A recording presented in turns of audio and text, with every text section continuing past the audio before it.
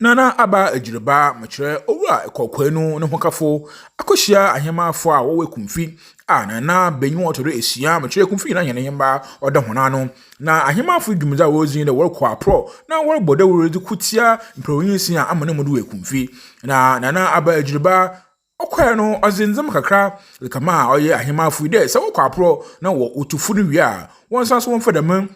akazi a mchere mkatise mba ubu woni sa wori sese wono wo fa mo honda mba yonka na maidu nti obi bekaka fmpro yin sia ba na ahemba owo Ekumfi ano na banyi woto de sia ogiyeme no so oda ase na okirem na okadam de kire oye na abaji bana mpo asiso fa wo esi mo hom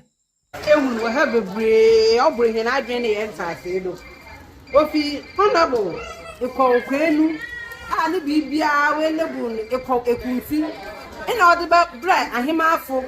de mpirwahin sana wo gbo hu de wuru wo fa nko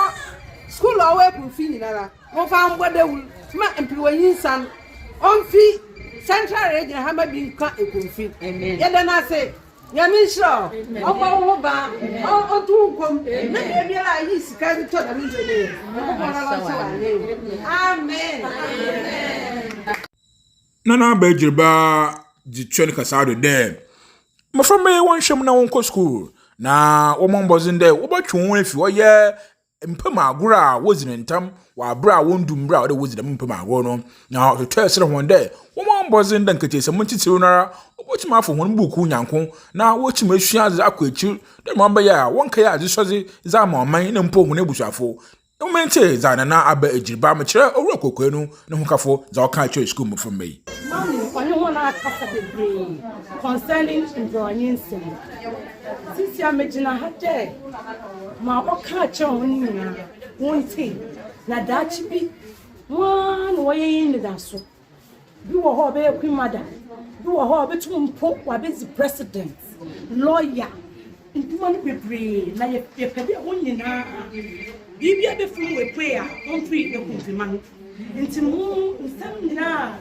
kwimada na de kwim mother's poor ha oni waka wonte won ye dem man ya ma ho nyama kakra obebua ho na wonte nsem nya waka won fampo ho na onbua ho ndachi adisua wo ho na de besia ekita ho nso wo ho ekip ho year dachi bi ebetuma ye great person in future na ye great person in future onye wanko for parents who are from Mpo, wetu wabo zimpa. Nti kakra misbaka mama me kan ho de mboncho wonhwe won ye. Mbroanyinsen wonhwe de Ekumfi mampo ye hu bi wa ha. Nti ebesere nyame na on touch ho. On work with won nyina na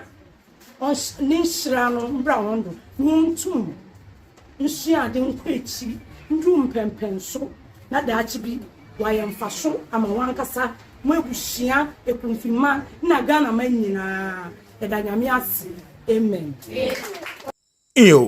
Damaris na ebo to asre afofo so mechere Ekumfi man adesu yinara wakontum ne mpo wo fie de se waso okanwakoma de epede ezi achezi bi na bribi ezebra ahemafo yimo wode bo adwumeza wozi na wonam Ekumfi nara na wo mancheshe wozima ache mframa wote dem ya ebotum na afre Ekumfi TV wo 0244108018 0244108018 na ezumbo kama na benyi wotoro esia awo Ekumfi nemfi waje wonyama na oda abo ma dwumeza wozi wo Ekumfi no etum akoye na abo ma Ekumfi so mprawinsa no wetwado